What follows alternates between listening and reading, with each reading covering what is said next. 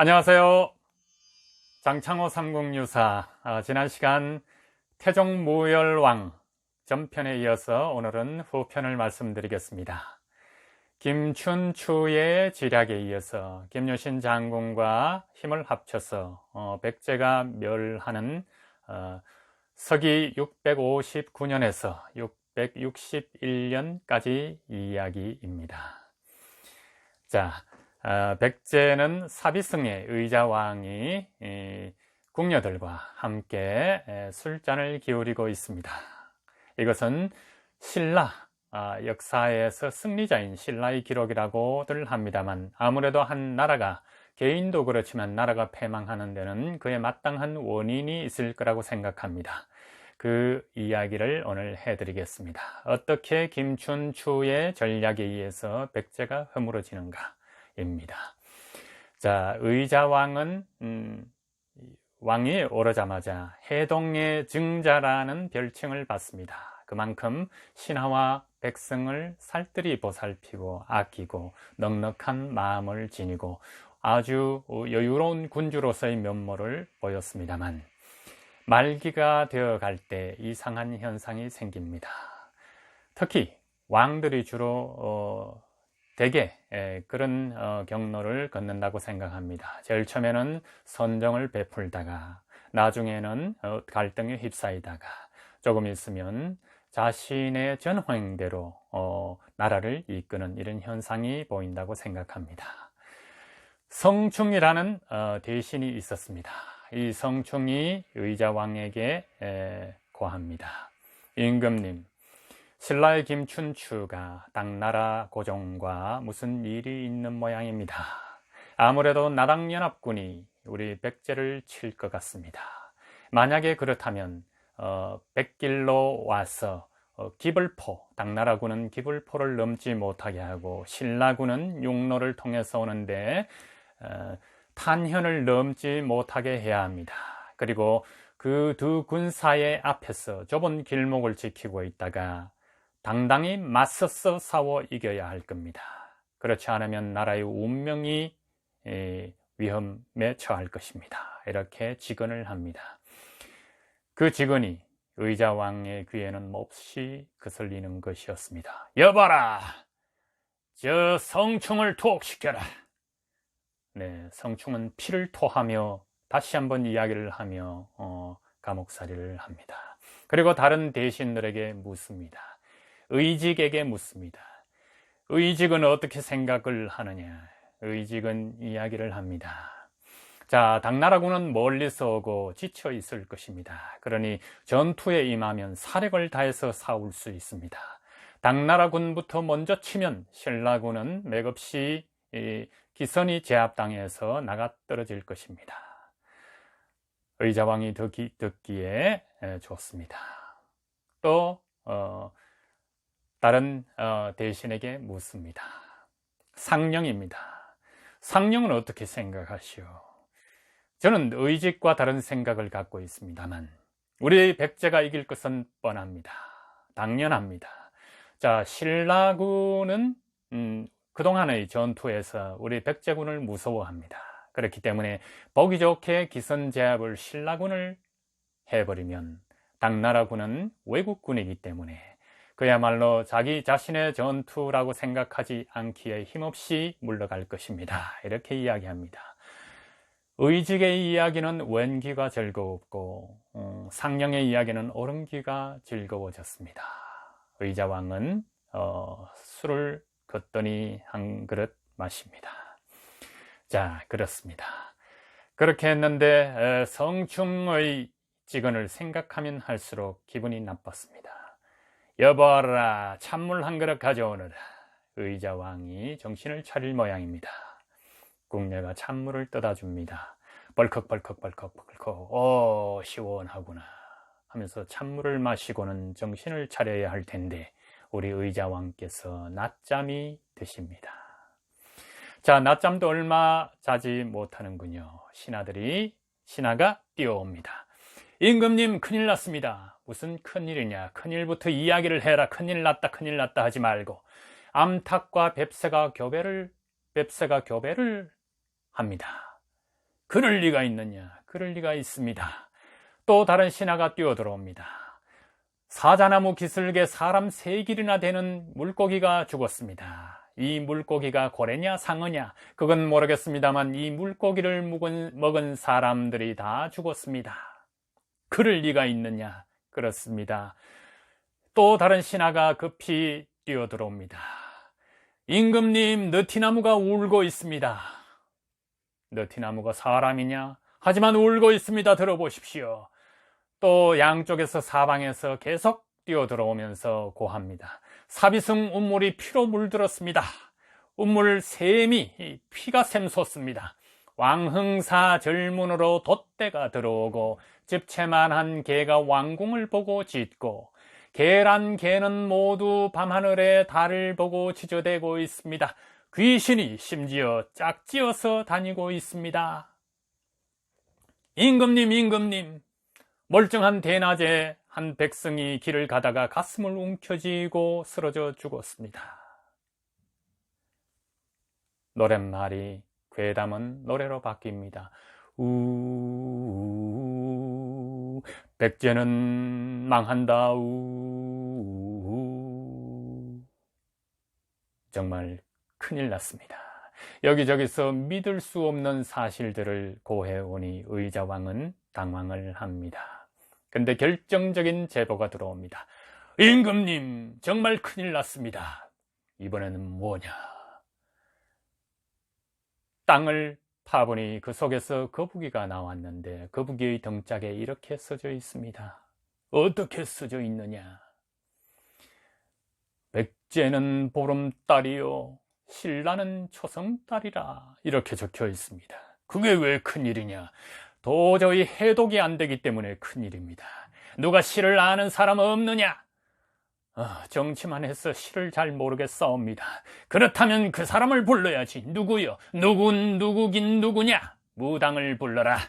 무당일 왔습니다. 무당일은 굉장히 해안이 있고 현실을 바라보고 직언을 하는 스타일이었습니다.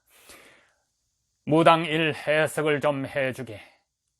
척보니 알겠습니다. 자, 보름달은 차순이 기울어가는 운이요. 초승달은 기울었으니 이제 찰일만 남았습니다. 거기에다가 백제와 신라를 대입해 보시면 아시지 않겠습니까? 이렇게 말했습니다. 해동증자 의자왕은 이제 폭군의 가슴이 되었습니다. 저 요상망측한 입을 다물게 해라. 어떻게요? 영원히. 무당은 즉결 처분이 되었습니다. 자, 다른 무당을 불러라. 무당 2가 왔습니다. 무당 1의 죽음 소문을 들었습니다. 자네는 어떤 해석을 내릴 것인가? 의자왕의 명령입니다. 자, 보름달을 보면 기분이 어떻습니까, 임금님? 좋지, 넉넉하고. 네, 바로 그겁니다. 초승달을 보면 어떻습니까? 좀 애잔해. 예, 그렇습니다. 거기에다가 백제와 신라를 대입해 보십시오. 역시 전에는 신통한 무당일세. 그 무당은 겨우 목숨을 구했습니다. 자, 이렇게 해서 생과 사는 임금의 의자왕의 입에 달리게 되었습니다. 이 무당 2가 이렇게 하고 의자왕과 노래를 부르는 장면이 장창호 삼국유사에 나옵니다. 시처럼 한번 읊어드리겠습니다. 의자왕과 무당이 교대로 노래합니다. 어렵고 힘들 때 어렵고 힘들다고 하면 더 어렵고 더 힘들어. 점괘가 나올 때 안 좋은 점괘 그대로 말해주면 그 사람은 낙담하지. 서름설이란 이런 거야. 말로 기운 북돋우며 사는 거야. 저 싫다고 남 싫다 할 까닭이 있나. 좋으면 좋고 싫어도 좋다 해야지. 그래야 그 사람이 좋아라 하지. 제 싫다는 사람 누가 좋아하나. 제 생각대로 혀끝을 놀리면 그 벌 안 받고 살 줄 아냐. 진실은 두려운 거야. 진실을 말하면 안 돼. 진실은 아프고 힘들고 말하고 나면 더 견디기 어려우니까 거짓은 알고 나면 화가 나도 그 앞에서 들을 땐 달콤해. 듣는 사람이 거짓인 줄 알아도 기분 좋으니 더 바랄 게 없지. 그래도 거짓말은 조심해야 해. 거짓말은 하다 보면 늘어나거든. 이 거짓말은 저 거짓말을 낳고 작은 거짓말은 큰 거짓말을 낳고 달콤함에 빠져 마음 한때 즐거우니 즐거움은 즐거움을 낳고 또 낳고 그 다음은 어떻게 될까? 거짓 다음에 진실이 찾아오면 그땐 어쩌나. 자, 이렇게요. 그래서 백성의 민심은 굉장히 흉흉해지고 의자왕과 신하들은 불안에 뜹니다. 마침 나당연합군이 진격을 해온다는 소식이 들립니다. 의자왕은 의직과 상령 대신에 왼귀와 오른 귀를 즐겁게 하는 목소리에 빠져서 술잔을 기울입니다. 여기저기 군사를 배치하고 하는 사이에 이 말 듣고 저 말 듣고 궁녀들의 달콤한 목소리에 취해 있을 때 이미 당나라 군사는 기불포를 넘고 신라 군사들은 탄현을 넘어왔다는 정갈이 들어옵니다. 자, 큰일 났습니다. 누가 이 위기를 구해줄 사람이 없느냐? 어느 장수가 백제를 위해서 목숨을 걸겠느냐? 찾아봐도 나서는 사람이 없었습니다. 그 사람은, 그 장군은 거기서 뭘 하고 있느냐? 계백입니다.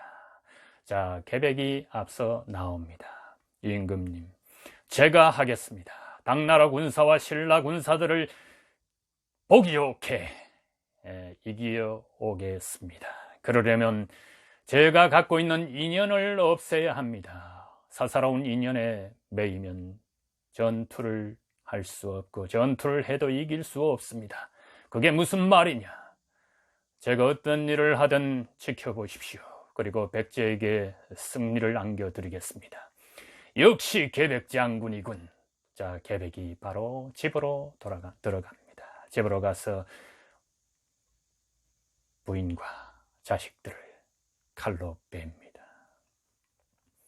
적국의 소나귀에서 적국의 노예로 살아가느니 남편의 이 아비의 손에 죽는 게 낫지 않겠느냐.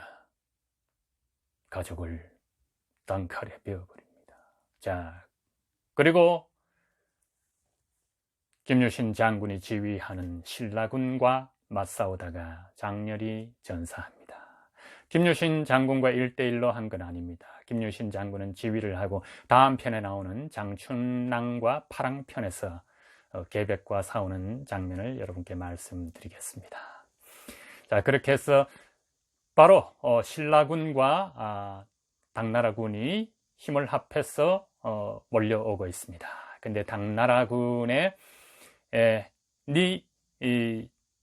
진군하고 있는 그 하늘에서 당나라군의 지휘자는 소정방입니다. 이 소정방이 13만 대군을 몰고 신라의 김유신은 5만 대군입니다. 합해서 18만 대군이 백제를 공격하고 있습니다. 근데 지친 당나라 군사가 진을 치고 있는데 하늘에 솔개가 납니다. 그 솔개가 빙빙 돌고 있는 게 소정방은 타국에서 맞이하는 고향 생각도 나고 좀 불길한 예감이 듭니다. 그래서 신라군과 합쳐진 자리에서 저 솔개가 아무래도 불안해.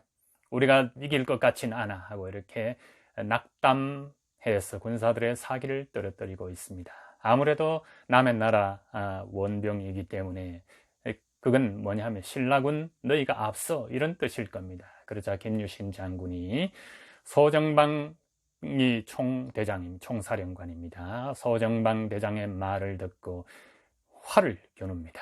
그래서 그 솔개를 맞춰 떨어뜨립니다. 자, 사령관님의 근심이 사라지셨죠? 그걸 본 서정방이 보통이 아닌 장군이군 하면서 같이 힘을 내어서 일격에 사비승을 진격합니다.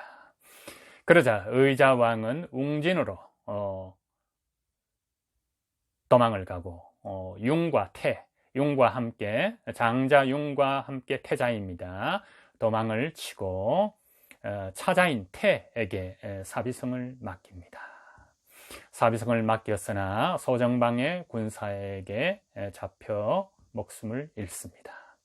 삼천 궁녀들의 차례입니다. 자, 왕을 떠받들던 궁녀들이 들어는 농개처럼 적의 장수와 술잔을 기울이다 백마강에 떨어지기도 하고, 들어는 그 치욕을 감당하지 못해 스스로 치마를 덮어쓰고 물에 뛰어들기도 하고, 들어는 현실적인 길을 택했을 것입니다.